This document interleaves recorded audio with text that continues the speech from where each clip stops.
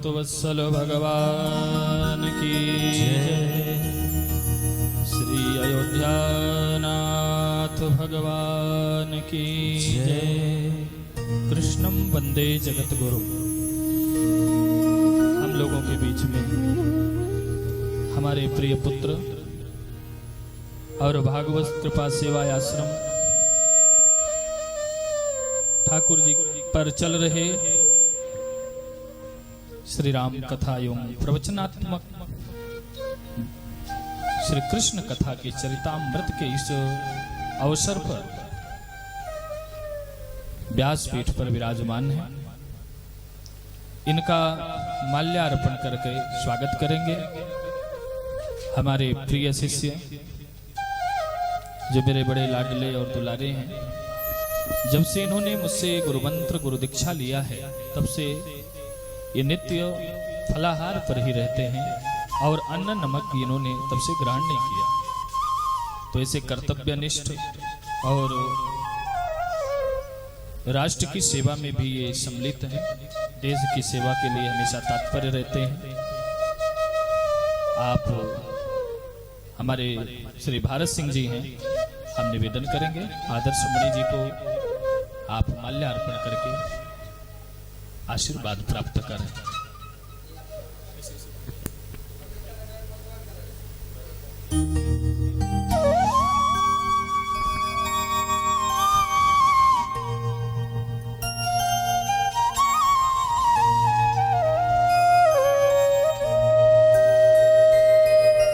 अब भगवान के दिव्य कथामृत का पान हम सब लोग करें। श्री बाल व्यास बाल संत आदर्श मणि के द्वारा। जय श्री राम।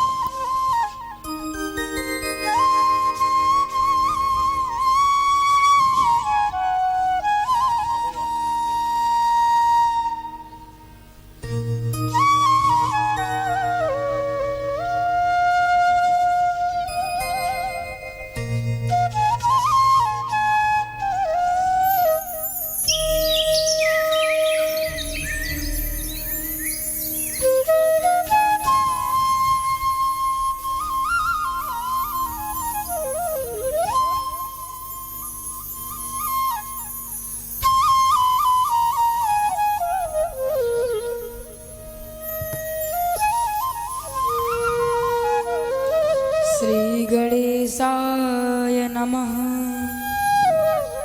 श्री सरस्वती नमः। वन्दे विदेहतनया पदपुण्डरीकं कैशौरसौरभ समाहितयोगिचित्तम् हन्तुं त्रितापमनसं मुनिहंससेव्यं सन्मानसालपर्पीतपरागपुञ्जं कौसलेन्द्रपदकञ्जमञ्जुलो कोमलाभजुमहेशवन्दितो जानकी पद कर सरोज लालितो चिंतुकस्य मन भृंग संगिनो यत्र यत्र रघुनाथ कीर्तनम् तत्र तत्र कृतमस्तिकाञ्जलि वाष्पवारि परिपूर्णलोचनम् मारुतिं नमते राक्षसान्तिकं गंगातरंगरमणी जटाकलापं गौरी निरंतर विभूषिते वामे भागं नारायण प्रियमनङ्गमदापहारम् वाराणसीपुरपतिं भज विश्वनाथं सच्चिदानन्दरूपाय विश्वोत्पत्त्यादिहेतवे तापत्रय विनाशाय श्रीकृष्णाय वयं नमः। लेत सदा सुधि दीन की, सहज दया के धाम जननी जनक इस दास के, प्रभु श्री सीताराम, प्रभु श्री सीताराम। जय जय श्री सीताराम, जय जय श्री राधे श्याम। आज का कथा प्रारंभ करने से पूर्व चलिए कुछ क्षण भगवत नाम संकीर्तन करते हैं।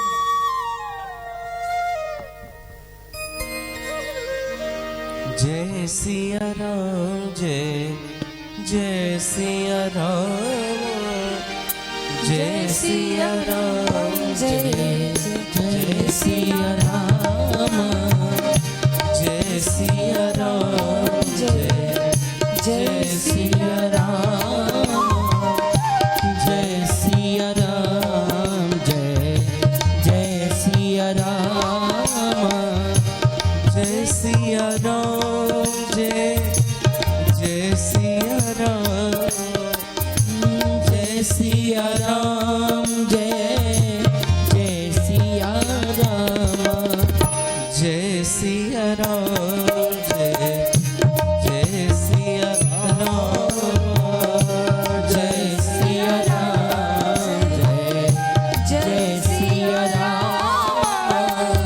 सिया राम, जय जय सिया राम, जय सिया राम, जय जय सिया राम, जय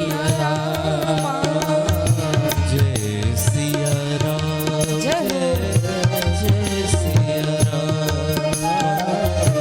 जय सिया राम, जय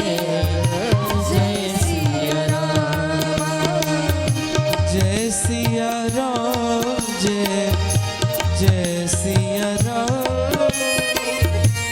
जय सिया राम, जय जय सिया राम,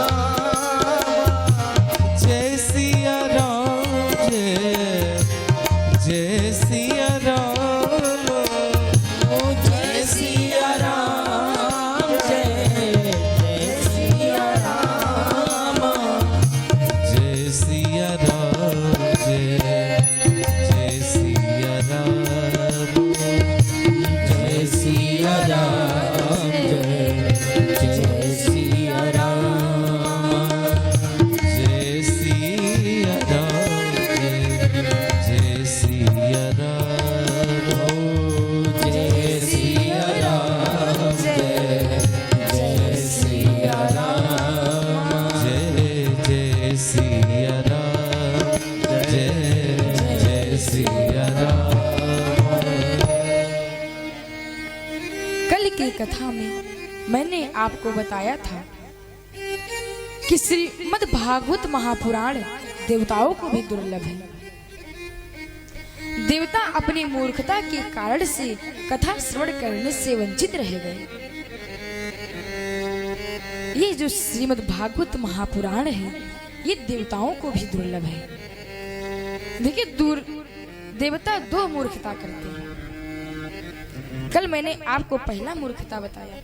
देखिए देवता लोग प्रलोभन भी दे रहे हैं, लालच भी दे रहे हैं, और किसको दे रहे हैं? सुखदेव जी को दे रहे हैं, जिनके तन पर एक लंगोटा भी नहीं है, जिनका अभी नाल छेदन भी नहीं हुआ है, उसको लालच दे रहे हैं। देखिए सुखदेव जी महाराज अनजाने में तोता के रूप में शंकर जी से कथा श्रवण कर लिए और वो अपनी माँ के गर्भ में 12 साल तक रहे। जब भगवान उनको आशीर्वाद देते हैं कि हे सुखदेव जी, मेरी माया आपको स्पर्श भी नहीं करेगी, भगवान के आशीर्वाद से सुखदेव जी महाराज अपनी माँ के गर्भ से बाहर आए और बाहर आते ही वो वन की ओर चले गए। और देखिए वेद व्यास जी पीछे पीछे भागते हैं और कहते हैं कि हे पुत्र रुक जाओ, हे पुत्र रुक जाओ। वो कहते हैं यम प्रव्रजंत मनुपेतमपेत कृत्यम द्वैपायनो विरह कातर आजुहाव पुत्रेति तन्मयतया तरओभिनिन्दुस् तम सर्वभूत हृदय मुनि मानतोस्। वेद व्यास जी रोकते हैं। अच्छा, वेद व्यास जी की जो आवाज है उस पर कालिदास जी बहुत ही सुंदर सुंदर व्याख्या करते हैं। वेद व्यास जी अपने पुत्र को पुकार रहे हैं, मानो ऐसा लग रहा है कि वेद व्यास जी जब आवाज लगा रहे हैं तो वह आवाज पेड़ों के वृक्ष से टकरा टकरा कर रह जाती है। मानो वृक्ष और लताएं ये कहना चाह रही हैं कि हे वेद व्यास जी, आपका ये पुत्र जो है वो चला गया, अब वो वापस नहीं आएगा, वो यहाँ पर कोई दूसरी कार्य से आया है। बहुत ही सुंदर सुंदर उपमाएं देते हैं कालिदास जी। अगर किसी को उपमा देना सीखना है तो हमारी कालिदास जी से सीखिए। इसलिए कहा गया है उपमा कालिदासस्य भारवे अर्थ गौरवे दंदिना पद लालिभ्य माघे संति त्रयो गुणा। तब सौनक जी खड़े होते हैं और वो कहते हैं कि हे सूत जी महाराज, आप हमको ये बताइए कि ये जो श्रीमद् भागवत महापुराण है ये केवल 7 ही दिनों में क्यों समाप्त हो जाता है? अरे इसमें 18,000 श्लोक है। 18,000 श्लोकों की व्याख्या करने में तो 1 महीना तो लगेगा ही। तो आप हमको ये बताइए कि ये सप्ताह विधि कब से चालू हुआ है? तो सुखदेव जी सूत जी महाराज कहते हैं कि पहले हम ये जान लेते हैं कि हमें कथा कैसे करना है और पाठ कैसे करना है। देखिए, हमें पाठ नेम से करना चाहिए और कथा प्रेम से करना चाहिए। अगर हम पाठ नेम से करेंगे तब हमें पाठ श्रवण करने का पूर्ण लाभ प्राप्त होगा और हमें कथा प्रेम से करना चाहिए। सूत जी महाराज बताते हुए कहते हैं कि एक बार की बात है, एकदा ही विशालायाम चत्वार ऋषियो मलः सत्संगार्थम समायाता तद्रुषु तत्र नारद। हे सौनक जी महाराज, एक बार ब्रह्मा जी के चारों पुत्र सनक, सनंदन, सनातन और सनत कुमार सत्संग की कामना से भ्रमण कर रहे थे।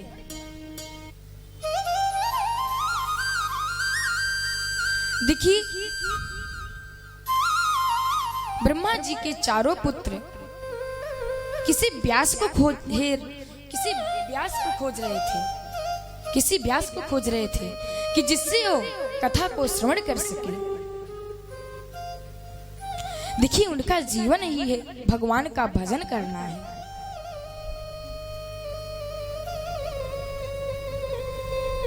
वो हमेशा अपने प्रभु को खोजा करते थे। देखिए, वो अपने दादाओं नहीं, वो परदादाओं के भी दादा हैं, लेकिन वो 5 साल की उम्र से कभी आगे नहीं बढ़े, क्योंकि उनकी वाणी पे सदा भगवान का भजन विराजमान रहता है। एक बार वो किसी वक्ता को खोज रहे थे, किसी महात्मा को खोज रहे थे कि वो हमें भगवान का कथा श्रवण कराए। लेकिन जब उनको कोई महात्मा नहीं मिलते कथा श्रवण कराने के लिए, तो एक वक्ता बन जाते और 3 श्रोता बन जाते। ऐसे ही वो भगवान की कथा श्रवण किया करते थे। देखिए, श्रीमद् भागवत महापुराण में एकदा का प्रयोग हुआ है और श्री रामचरितमानस में एक बार का प्रयोग हुआ है। एक बार भूपत मन माहे। वैसे ही श्रीमद् भागवत महापुराण में एकदा का प्रयोग हुआ है, एकदा ही विशालायाम चत्वार ऋषियो मला। चारों भाई किसी महात्मा को खोज रहे थे, तभी उनको नारद जी दिखाई देते हैं। वो कहते हैं कि अरे आज नारद बाबा का दर्शन हुआ है, जरूर मुझे भगवान की कथा को श्रवण करने का अवसर जरूर मुझे भगवान की कथा को श्रवण करने को प्राप्त होगा, क्योंकि ये भक्ति के आचार्य हैं, ये जरूर ही हमको भगवान की कथा श्रवण कराएंगे। तब चारों भाई दौड़कर नारद जी के पास जाते हैं और कहते हैं कि हे बाबा, आप हमको भगवान की कथा को श्रवण कराइए। और वो देखते हैं कि नारद जी का मुख बहुत उदास है, वो बहुत उदास हैं, वो मुख लटकाए हुए हैं। तब सनकादिक ऋषि पूछते हैं कि हे नारद जी, आपको क्या हो गया है, आप इतने चिंतित क्यों हैं? तब नारद जी कहते हैं कि हे ऋषियों, मैं पृथ्वी लोक पर सत्संग की कामना से गया था। मुझे सत्संग करने का मन कर रहा था, तो मैंने सोचा चलो कहीं पर सत्संग करते हैं। तो मैंने सोचा कि धरती लोक से अच्छा तो मुझे सत्संग कहीं मिल ही नहीं सकता है। तो मैं पृथ्वी लोक पर आया और मैंने सारे तीर्थों में भ्रमण किया, लेकिन मुझे कहीं भी सत्संग नहीं मिला। अहम तु पृथ्वी या तो ज्ञात्वा सर्वोत्तमा मृति पुष्करम चा प्रयागम चा काशी गोदावरी तथा। भैया, मेरे हृदय में उत्कंठा हुई कि चलो थोड़ा सा सत्संग करते हैं। मैंने पृथ्वी लोक के सारे तीर्थों में भ्रमण किया, सारे स्थानों पर भ्रमण किया, लेकिन मुझे कहीं भी सत्संग नहीं मिला। तब सनकादिक ऋषि पूछते हैं कि हे बाबा, आप कहाँ कहाँ गए थे? तब नारद जी कहते हैं कि पुष्करम चा प्रयागम चा काशी गोदावरी तथा हरि क्षेत्रम कुरुक्षेत्रम श्रीरंगम सेतु बंधनम एवमादिशु तीर्थेषु ब्रह्ममाण इतस्तथा। मैं सभी तीर्थों में गया, पुष्करम चा प्रयागम चा, लेकिन मुझे कहीं भी सत्संग नहीं मिला।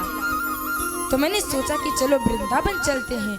और जो ही मैं वृंदावन गया, वहां पर नित्य निरंतर ठाकुर जी का निवास है, और मैंने अपने प्रभु की और माँ राधा रानी का नाम श्रवण किया, और तुरंत ही मेरे हृदय को शांति मिली और मैं एक वृक्ष के नीचे बैठ गया।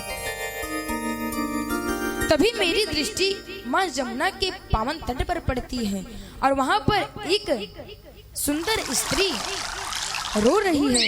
उसके सामने दो बुढ़े पड़े हुए हैं। तब मैंने सोचा कि चलो चलकर देखते हैं, लेकिन उस स्त्री ने मुझे बुलाया नहीं, तो मुझे वहां पर जाना उचित नहीं होता है। तब नारद जी वहां से जाने लगे, तभी आवाज आती है, भो भो साधु क्षणम तिष्ठ मम चिंतामपि नाशय दर्शनम तव लोकस्य सर्वथात हरम परम। हे साधु, हे सज्जन, ठहरिए, कृपा करके आप कृपा करके ठहरिए। अगर आप जैसे महात्मा, आप जैसे संत हम सब अभागों को छोड़कर चले जाएंगे, तो हम अभागों का कल्याण कौन करेगा? कृपया करके आप कुछ क्षण रुक जाइए। तब नारद जी कहते हैं कि हे देवी, आप बताइए आपके दुख का क्या कारण है? आप क्यों रो रही हैं? काशित तुम कावमे चेरमा नार्या का पगलोचना वद तुम वद त्वं सविस्तारम स्वस्य दुखस्य कारणम, वद देवी सविस्तारम स्वस्य दुखस्य कारणम। हे देवी, आप अपने दुख का कारण बताइए। आप इतना उदास क्यों हैं? आप इतनी चिंतित क्यों हैं? तब वो कहती हैं, अहम भक्तेति ख्याता इमो में तनयो मतो, ज्ञान वैराग्य ना मानो काल योगे न जर्जर। हे मुनि, मेरा नाम भक्ति है और ये मेरे सामने जो दो बुड्ढे पड़े हुए हैं, ये मेरे पुत्र ज्ञान और वैराग्य हैं। हे नारद जी, मैं दक्षिण भारत में पैदा हुई और कर्नाटक में मैं पली बड़ी, और जब वहां पर पाखंडी आने लगे तब मैं महाराष्ट्र आ गई, और जब महाराष्ट्र में पाखंडियों ने अपना झंडा लहराया तब मैं गुर्जरे जीर्णताम घटा, मैं गुजरात में आकर जीर्णा शीर्ण हो गई।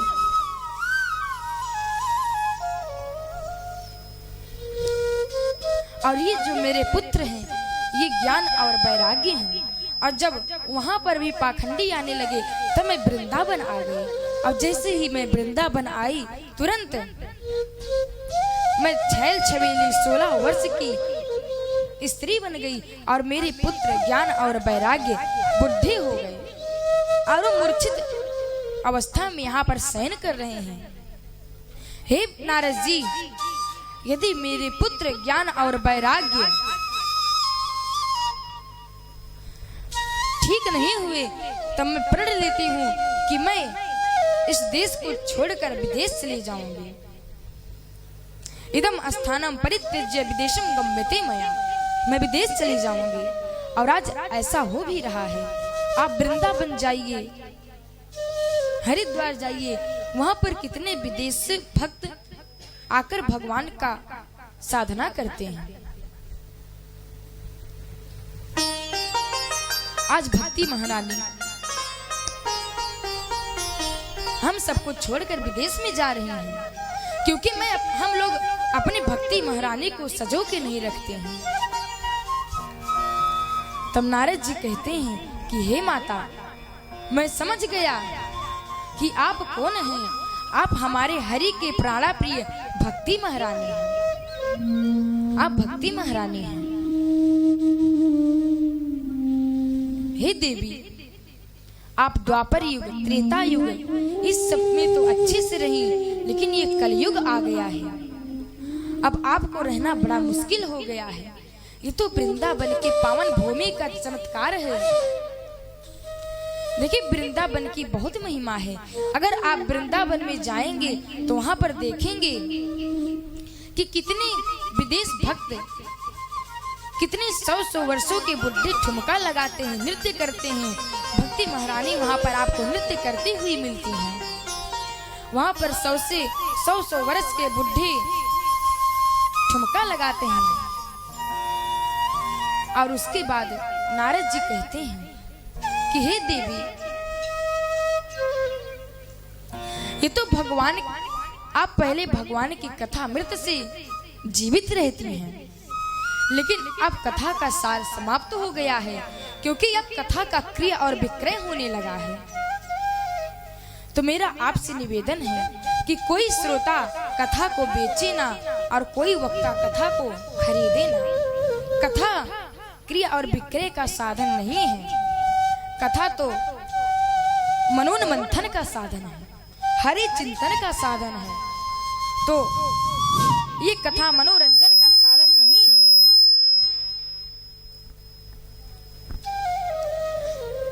तब नारद जी कहते हैं कि हे देवी, अगर मैं आपको जन जन में कण कण में स्थापित भी ना कर दिया तो मैं हरि भक्त नारद नहीं।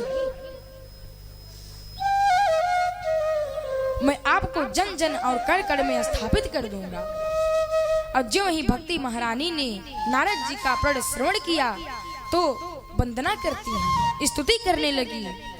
जयति जगति मायम यस्य काया धवस्ते, वचन रचन मेकम केवलम चाकलव्य, ध्रुव पदमपि यातो यत्र कृपातो ध्वोयम, सकल कुशल पात्रम ब्रह्मपुत्रो न तास्मि। भक्ति महारानी ने कहा, धन्य हूँ नारद जी, मैं धन्य हूँ कि आज आपने जो संकल्प लिया है, मुझे पूर्ण विश्वास हो गया कि मेरे पुत्र ज्ञान और वैराग्य अवश्य ठीक हो जाएंगे, क्योंकि आपने ध्रुव जी और प्रहलाद जी को इतनी छोटी छोटी अवस्था में भगवान को प्राप्त करा दिया। मुझे पता है कि हे प्रभु, हे नारद जी, आप जरूर ही मेरे पुत्र ज्ञान और वैराग्य को ठीक कर देंगे।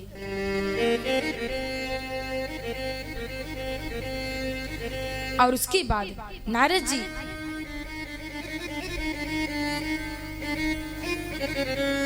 ज्ञान और वैराग्य को उठाते हैं, कहते हैं, अरे ज्ञान वैराग्य भैया आप उठ जाइए, लेकिन ज्ञान वैराग्य उठते नहीं हैं। तब नारद जी वेद सुनाते हैं, गीता सुनाते हैं। गीता ना जाने कितने बार सुनाए। धर्म क्षेत्रे कुरुक्षेत्रे समवेताय उत्सवः मामकः पांडवश्चैव किम कुर्वत संजय।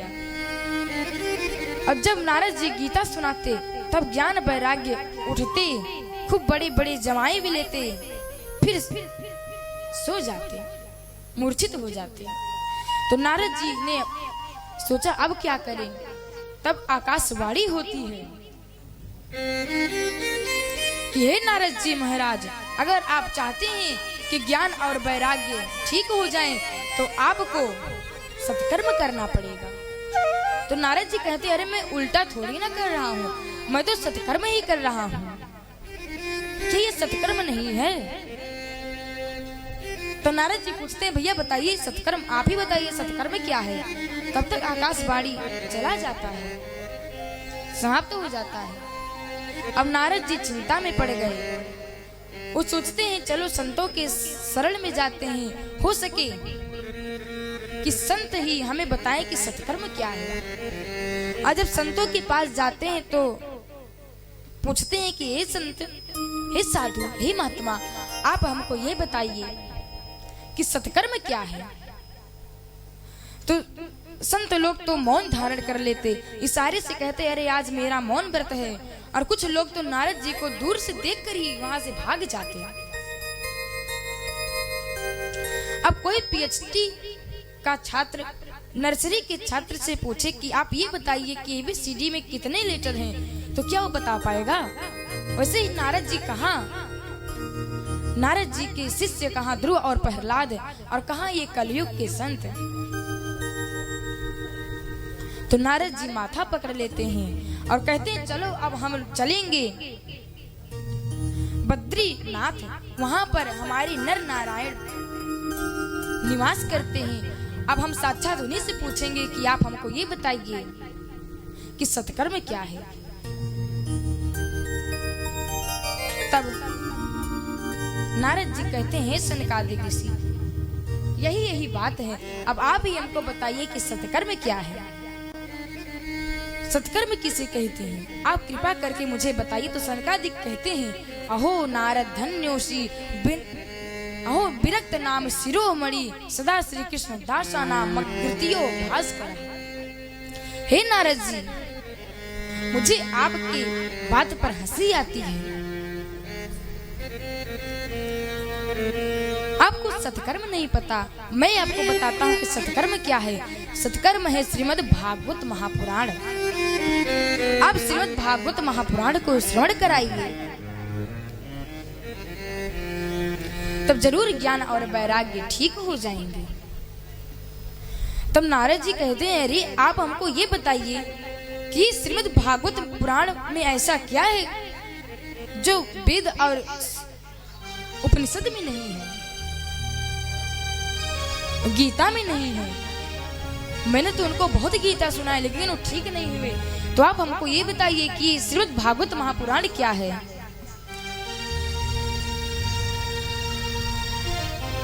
इसमें भी तो वेद का सार है, ये भी तो वेद से ही उत्पन्न हुआ है। तब सनकादिक ऋषि कहते हैं कि मान लीजिए कि वेद है वृक्ष और श्रीमद् भागवत महापुराण है फल।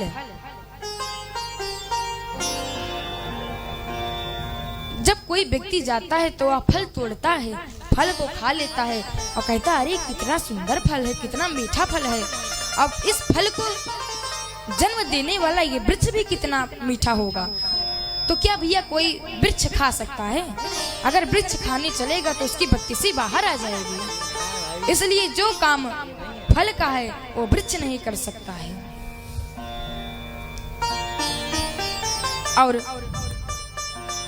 श्रीमद् भागवत महापुराण है घी और वेद है दूध।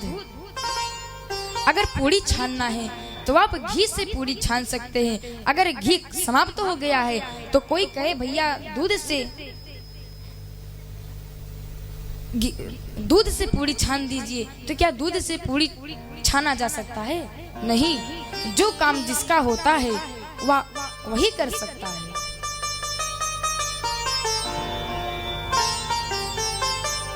तो श्रीमद् भागवत महापुराण का जो कार्य है वह वही कार्य कर सकता है।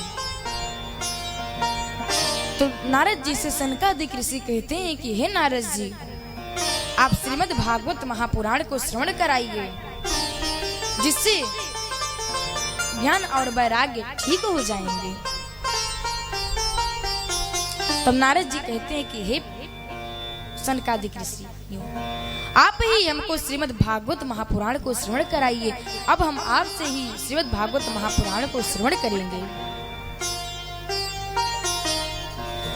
तब नारद जी कहते चलिए आप हमको श्रवण कराइए। तब सनकादिक ऋषि कहते हैं कि यहाँ पर नहीं, हम लोग हरिद्वार चलेंगे, वहां पर कथा को श्रवण करेंगे।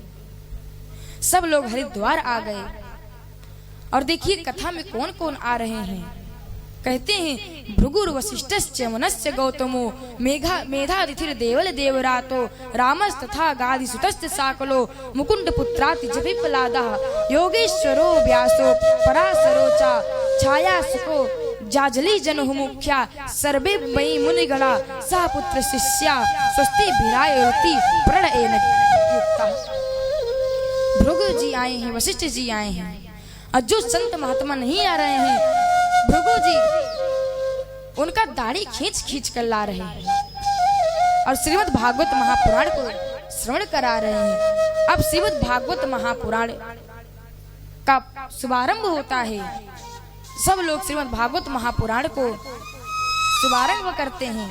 देखिए तो सनकादिक ऋषि श्रीमद् भागवत महापुराण के महत्व में गायन कर रहे हैं। वे कहते हैं सदा सेभ्य श्रीमद् भागवती कथा यस्या श्रवणे मात्रेण हरि चिंतम समाश्रेत। जब तक इस देह में प्राण है तब तक हमें श्रीमद् भागवत महापुराण को श्रवण करना चाहिए। मनुष्य इस संसार के अंधकार में तब तक ही रहता है जब तक वो श्रीमद् भागवत महापुराण को श्रवण नहीं कर लेता है। अगर मनुष्य श्रीमद् भागवत महापुराण को श्रवण कर लेता है उसी क्षण वो इस संसार के अंधकार से मुक्त हो जाता है। देखिए श्रीमद् भागवत महापुराण को श्रवण करने से कितने पापी तरते हैं। तब कहते हैं देखिए जब सनकादिक ऋषि महात्मा में प्रवेश करते हैं तब वो खूब गालियां देते हैं। किसको देते हैं? वे कहते हैं आजन्मे मात्रमपि येन सठेन किंचित चित्तम विधाय सुख शास्त्र कथाम न पीता चांडाल वच्च खरवद्धत तेन नीतम मिथ्या सुजन्म जननी जन दुख भाजा जीवच्छो निगदिता सतु पाप कर्मा येन सुख सुतम कथा वचनम न किंचित धिगतम नरम पशु समम भुवि भाय रूपमेवा एवं वदन्ति दिव्य देव समाज मुख्या। सनकादिक ऋषि कहते हैं कि जो व्यक्ति इस संसार में जन्म लेकर श्रीमद् भागवत महापुराण को नहीं श्रवण करता आजन्म मात्रमपि येन सठेन किंचित, वो इस संसार में चांडाल के समान है। चांडाल वच्च, वह चांडाल है, उसने व्यर्थ ही अपनी माँ को कष्ट दिया है। खर गधा कहते हैं, खरवद्ध तेन नीतम,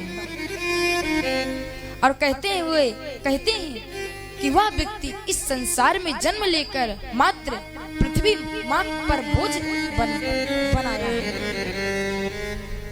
धिक्तम नरम पशु समम भूई भार रूप मेवा एवं बदंती देवी देव समाज मुखिया। तो नारद जी कहते हैं कि आप किसको गालियां दे रहे हैं? अरे आपको किससे दुश्मनी है? तो सौनकादि ऋषि कहते ये मैं नहीं कह रहा हूँ, ये देवता लोग गालियां दे रहे हैं एवं बदंती देवी देव समाज मुखिया, क्योंकि देवताओं को कथा श्रवण करने को नहीं मिलता है, इसलिए देवता लोग गालियां दे रहे हैं। ये मनुष्य रूप हमें हमेशा नहीं मिलता है, बहुत भाग्य से हमें मनुष्य रूप मिलता है। बड़े भाग मानुष तन पावा, सुर दुर्लभ सद ग्रंथ गावा। हमें बहुत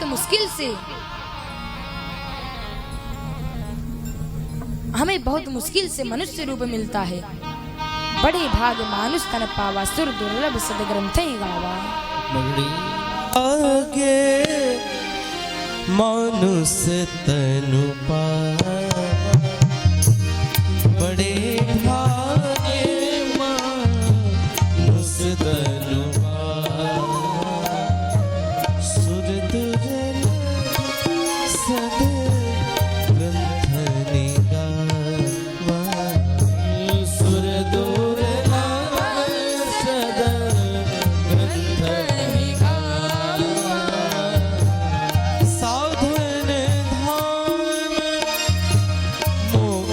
कर द्वारा, साधन धाम मोक्ष कर द्वारा, पाई न जगी पर लोक सवारा, पाई न जगी पर लोक सवारा, पाई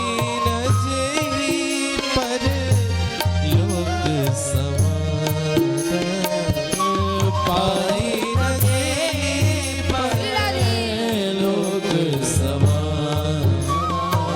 सो परंत्र दुख पावई, सिर धुनि धुनि पछताई, सो परंत्र दुख पावई, सिर धुनि धुनि पछताई, काल ही कर्म ही ईश्वर ही मिथ्या दोष लगा, काल ही कर्म ही ईश्वर ही मिथ्या दोष लगा, साधन धाम मोक्ष कर द्वारा, साधन धाम मोक्ष कर द्वारा, मोक्ष कर द्वारा, मोक्ष कर द्वारा। इसलिए हमें सदैव श्रीमद् भागवत महापुराण को श्रवण करना चाहिए। अब सब लोग कथा श्रवण कर रहे हैं और सौनकादि ऋषि सौनक जी कीर्तन करते हैं और जैसे वो कीर्तन करते हैं तुरंत भक्ति महारानी और ज्ञान वैराग्य के साथ ठुमका लगाते हुए आते हैं और सब लोग अज्ञान वैराग्य ठीक हो जाते हैं।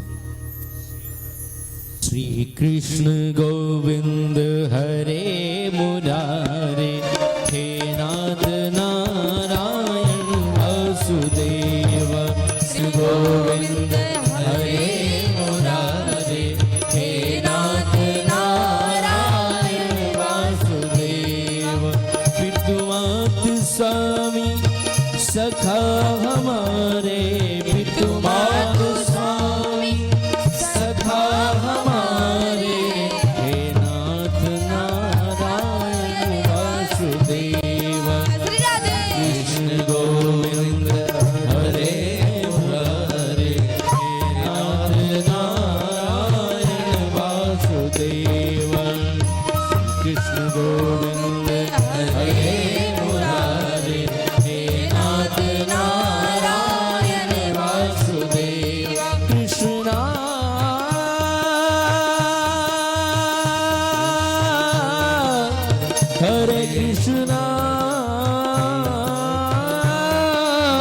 राधे कृष्णा पितुमातु स्वामी सखा हमारे पितुमातु स्वामी सखा हमारे हे नाथ नारायण वासुदेव श्री कृष्ण गोविंद हरे मुरारी हे नाथ नारायण वासुदेव हे नाथ नारायण वासुदेव हे नाथ नारायण वासुदेव हाथ काले तुम सामने हो बंसी बजाते मन को लुभाते देहात काले तुम सामने हो बंसी बजाते मन को रिझाते गाता यही मैं तन नाथ त्यागूं हे नाथ नारायण वासुदेव श्री कृष्ण गोविंद हरे मुरारी हे नाथ नारायण वासुदेव गोविंद मेरी यह प्रार्थना है गोविंद मेरी यह प्रार्थना है भूलूं नहीं नाम कभी तुम्हारा भूलूं नहीं नाम कभी तुम्हारा गाता यही मैं तन नाथ त्यागूं गाता यही मैं तन नाथ त्यागूं हे नाथ नारायण श्री कृष्ण गोविंद हरे मुरारी हे नाथ नारायण वासुदेव हे नाथ नारायण वासुदेव हे नाथ नारायण वासुदेव हे नाथ नारायण वासुदेव हे नाथ नारायण वासुदेव हे नाथ नारायण वासुदेव नाथ नारायण वासुदेव हे नाथ नारायण वासुदेव हे नाथ नारायण वासुदेव हे नाथ नारायण वासुदेव श्री कृष्ण गोविंद हरे मुरारे हे नाथ नारायण वासुदेव श्री कृष्ण गोविंद हरे मुरारे हे नाथ नारायण वासुदेव हरे कृष्णा राधे कृष्णा राधे कृष्णा राधे राधे हरे कृष्णा कृष्ण कृष्ण राधे राधे हरे राम राम राम